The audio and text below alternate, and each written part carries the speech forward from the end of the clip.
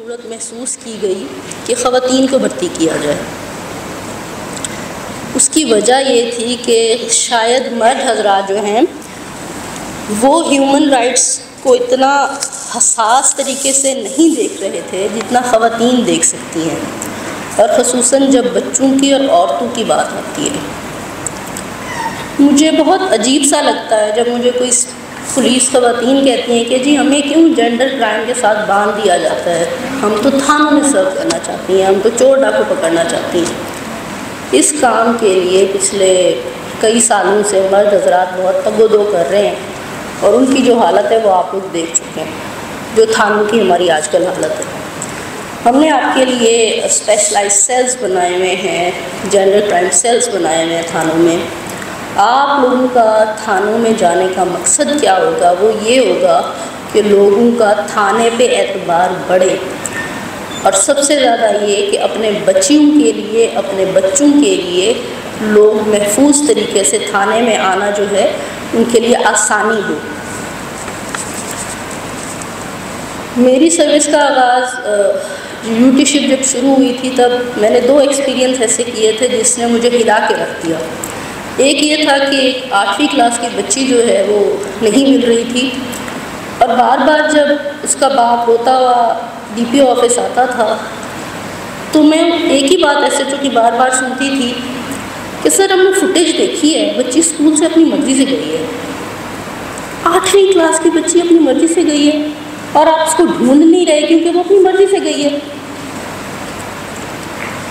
ये एक सीधा सादा अगवा का केस था जिस पर कोई तवज्जो नहीं दी जाती थी, और उसका बाप जिसकी ओपन हार्ट सर्जरी हुई थी वो रोज़ाना सफ़र करके जाता था और जाके एक ही रिक्वेस्ट करता था।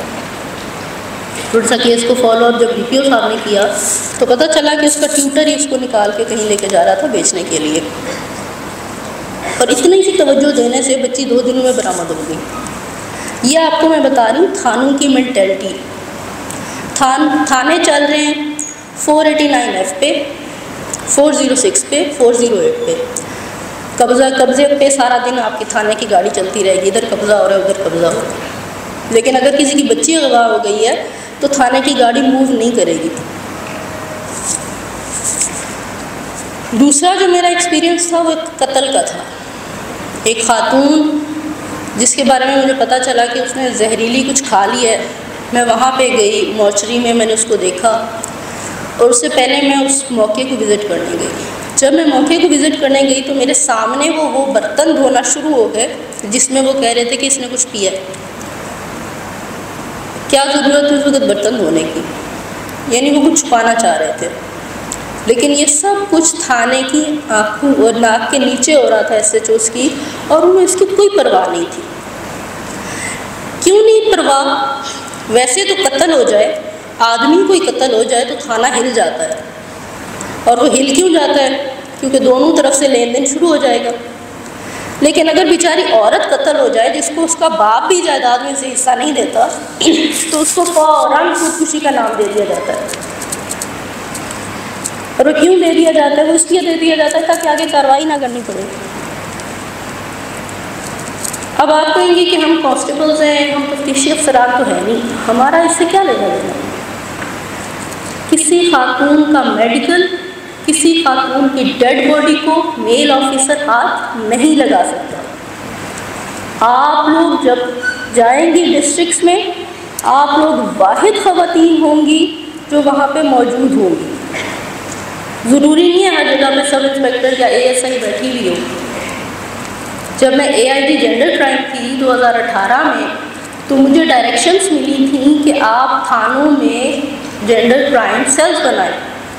बहुत सारे डिस्ट्रिक्ट्स ऐसे थे जहाँ पे एक भी खातून नहीं थी जिसको मैं वहाँ पे बिठाती। इससे आप लोग अपनी अहमियत समझें। 2018 में और 23 में ज़्यादा फ़र्क नहीं है, अभी भी इतनी तादाद होगी।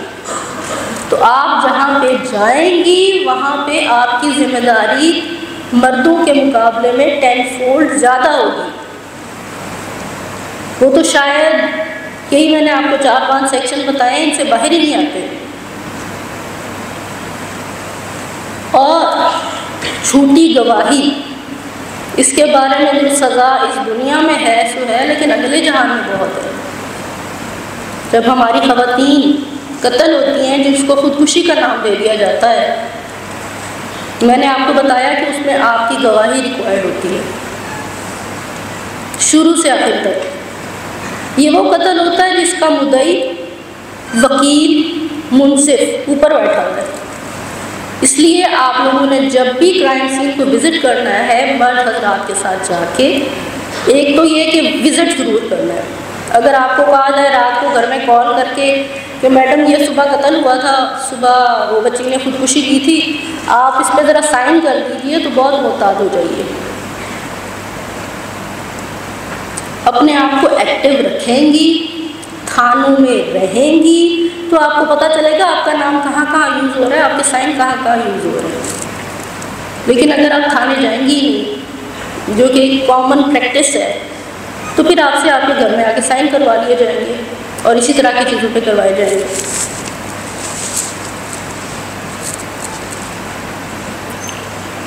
मेरे पास बच्चों को पेश किया जाता है, बच्चियों को पेश किया जाता था एज एसपी इन्वेस्टिगेशन।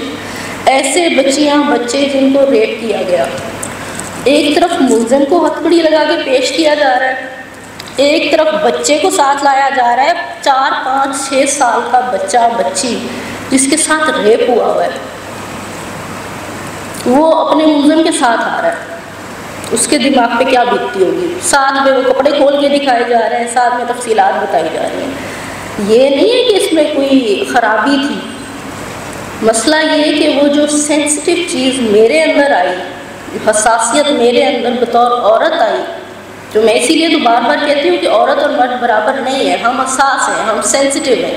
मैंने इस चीज़ को रोका। मैंने कहा कि अदालत में भी जब रिक्वायर्ड होगा तो खातून जो भी कांस्टेबल साथ जाएगी वो साइड पे उसको करके बच्चे को खड़ी हो जाएगी, बच्ची को खड़ी हो जाएगी। ये कौन सा तरीका है कि आप कल्प्रिट के सामने बच्चों को बिठा दें? लेकिन ये चीज़ मर्द हज़रात की समझ में नहीं आती, ये चीज़ आपकी और मेरी समझने की बात है। इसलिए जब आप डिस्ट्रिक्ट्स पे जाएंगे ये सोच के जाइए कि आपने वहाँ पे कुछ अच्छा करके दिखाना है, थाने को ख़वातीन के लिए महफूज करना है।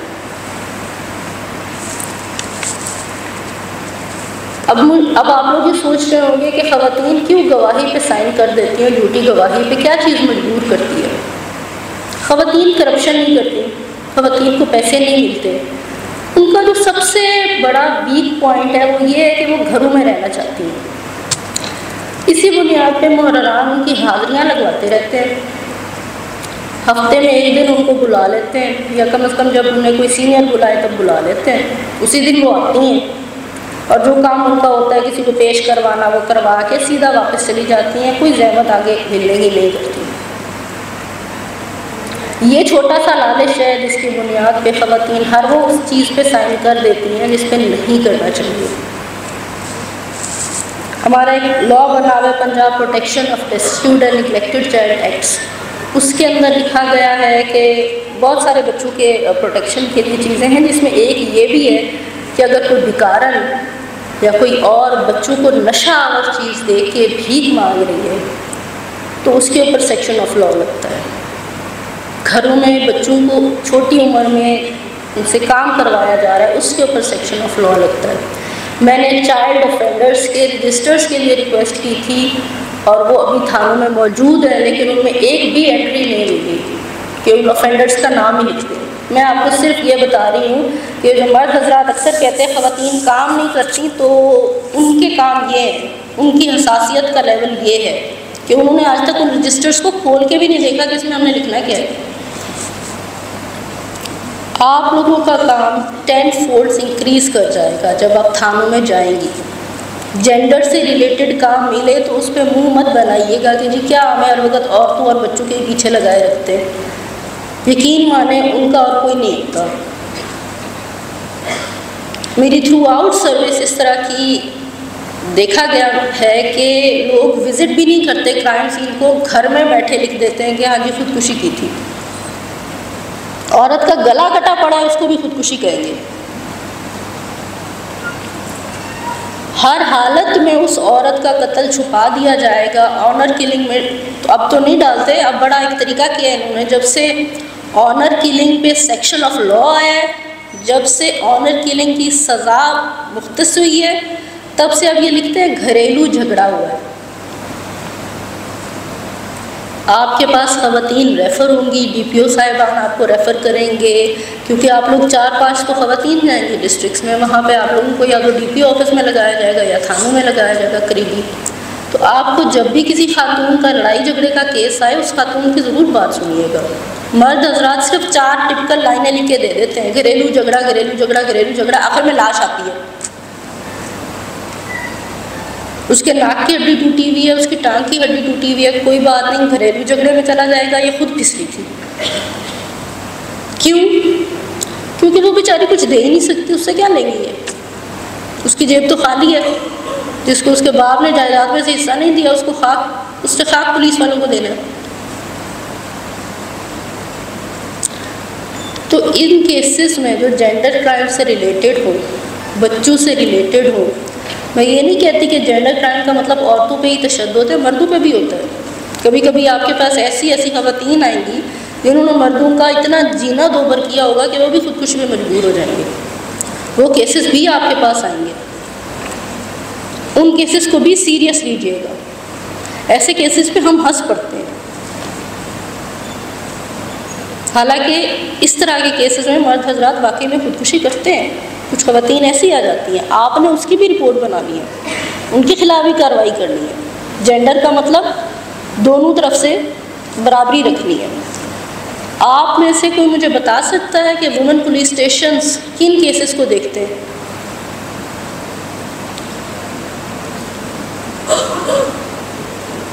कि किसी के इल्म में है कि वुमेन पुलिस स्टेशंस किन केसेस को देखते हैं? चले मैं बता देती हूँ कि केसेस रिलेटेड टू वुमेन, ठीक है, ये नहीं है कि जिसमें खातून विक्टिम हो, जब कल्प्रेट हो। केसेस रिलेटेड टू वुमेन, तमाम केसेस जिसमें जो ख़वातीन से ताल्लुक़ रखते हैं वो आपके वुमेन पुलिस स्टेशंस में जा सकते हैं। मैं एज AIG जेंडर क्राइम बड़ी खुश थी कि मैं ख़वातीन पुलिस स्टेशंस को हेड कर रही हूँ। तो मैंने एक दफ़ा जाके कहा जी इनकी तादाद तो बहुत कम है, 4 मेरे ख्याल में 5 थे उस वक़्त। एक वॉक सेंटर था मुल्तान में जिसके अंदर ख़वातीन पुलिस वाली भी थी, अदालतें भी थी, प्रोसिक्यूटर भी थे, वकील भी थी, और सारे बैठे हुए थे और वहाँ पे विक्टिम्स आती थी। तो मैंने IG साहब को जाके कहा सर ये तादाद बहुत कम नहीं है, इनको बढ़ना चाहिए। तो उन्होंने कहा बेटा आप ऐसा करें, कल मुझे FIR बता दें कि इन जो आपको पहले बना के दिए हैं इसमें कितनी हुई है। बिलीव मी, कहीं पे 5 थी, कहीं पे 9 थी, कहीं पे जहाँ पे वुमेन पुलिस स्टेशंस का इतना बड़ा नेटवर्क हमने मुल्तान में दिया हुआ था वहाँ पे मेरे ख्याल में 12-13 से ऊपर नहीं थी। तो मैं बहुत शर्मिंदा हुई। मैंने कहा मैंने इतने सीनियर लेवल पे जाके बात की है कि पुलिस स्टेशंस की तादाद बढ़ाई जाए और हालत ये है। FIR करते ही नहीं है ख़वातीन। क्यों नहीं करती? अदालतों में कौन जाए, कौन धक्के खाए अदालतों में जाके? मेल ऑफिसर्स नहीं खाते, उनके बराबर की तनख्वाहें नहीं है आपकी तनख्वाहें आज कम कर दें 10 फोल्ड्स, क्योंकि आप अदालतों में नहीं जाती तो आप कहेंगी जी ये तो जेंडर डिस्क्रिमिनेशन हो रहा है। तो जब आप केसेस ख़वातीन के नहीं लेती तो ये भी तो जेंडर डिस्क्रिमिनेशन है। ये बात तो IO से रिलेटेड है, लेकिन आप कांस्टेबल्स को मैं सेंसिटाइज़ ये कर रही हूँ कि जब आपको मेल ऑफिसर्स आके ये कहें कि हमें असिस्ट कर दें अदालत में, तो ना नहीं करनी, क्योंकि ख़वातीन IOs केस लें ना लें उन्होंने आपको तो साथ लेना ही है। खातून पेश करवानी है तो आप साथ जा रही होंगी, उस वक़्त आपने बहुत अलर्ट रह के जाना उनके साथ। तो ये जो आपके पुलिस स्टेशंस बने हुए हैं, अगर आप वहाँ पे तैनाती लेती हैं तो बराए मेहरबानी भिखारियों के ख़िलाफ़, मंशियात फरोश औरतों के ख़िलाफ़ और इस तरह की औरतों के ख़िलाफ़ जिनके पास मर्द जाने से डरते हैं, कार्रवाई ज़रूर किया करें। मर्द हज़रात का वीक पॉइंट है जिसको दूसरे जो क्रिमिनल्स हैं वो यूज़ करते हैं, वो ये है कि वो अपनी औरतें आगे ले आते हैं। मैं साहिवाल में होती थी एज ASP, अपनी एग्जांपल नहीं देनी चाहिए, लेकिन वहाँ पे उसी पुलिस लाइन्स के अंदर जहाँ पे मैं रहती थी 2 खातून कांस्टेबल्स रहती थी। मैं अगर रात के 1 बजे भी निकल रही होती थी ना, तो अगर मैं उन्हें कहती थी कि इन्हें ख़वातीन को कह दे कि तैयार रहे, तो वो दोनों तैयार बैठी होती थी।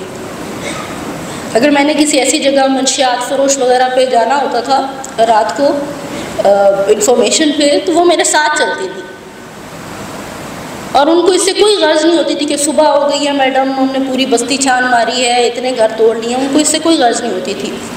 थोड़ी सी ओवर एज थी वो, कॉन्फिडेंस था उसके अंदर, आगे से 10 औरतें आती थी तो वो ऐसा धक्का देती थी कि वो सारे साइड पे हो जाते थे। ये वो वीक पॉइंट था जो बस्तियों में मर्द हजरात मंशियात फरोख्त बस्तियों में इसीलिए नहीं जाते थे। वो कहते थे मैडम आगे औरतें आ जाती हैं, वो अपने कपड़े फाड़ लेती हैं, तस्वीरें बन जाती हैं, हम नहीं जा सकते। वो सिर्फ 2 कांस्टेबल्स थी, ये उनकी पावर थी कि उन्होंने बस्ती खाली करवा दी मंशियात फरोश औरतों से। आप लोग अपनी ये जो माशाल्लाह आज मुझे डिसिप्लिन नज़र आ रहा है, इसको हमेशा बरकरार रखिएगा। ये जेंडर क्राइम से रिलेटेड बात तो नहीं है, लेकिन जनरली आपको बता रही हूँ कि मैं जहाँ पे भी गई हूँ, ख़वातीन जब मेरे पास आती हैं कैप्स नहीं पहनती, और जब मैं उनको कहती हूँ कि बीबी आप कैप पहन के आया करें, तो वो कहती है मैडम ये स्कार्फ पहना हुआ है। स्कार्फ तो मैं भी पहनती हूँ, स्कार्फ के ऊपर टोपी तो पहननी होती है, बहरे तो पहननी होती है। और ड्यूटियाँ जब भी करें तो ये हम अबाया वगैरह हर जगह पहनते हैं, ये हमारा इस्लामिक कल्चर है। लेकिन जब आप ड्यूटी पे खड़े हैं तो आपको यूनिफॉर्म नज़र आना चाहिए।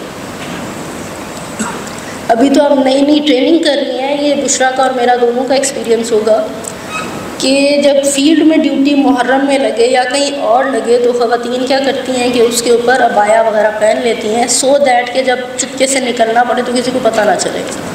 ये बार बार मॉनिटरिंग हो रही होती है, एक दफ़ा तो हो नहीं रही होती है। लेकिन ये वो बात है जो बहुत आगे की बात है, जब आप लोग डिस्ट्रिक्ट्स में जॉब करने जाएंगी वहाँ पे अपना ये डिसिप्लिन कायम रखिएगा, जो मुझे माशाल्लाह बहुत अच्छा लग रहा है आज ये देख के। और इसी तरह से जिस तरह से आज मैं देख रही हूँ, बिल्कुल इसी यूनिफॉर्म को आगे कैरी कीजिएगा।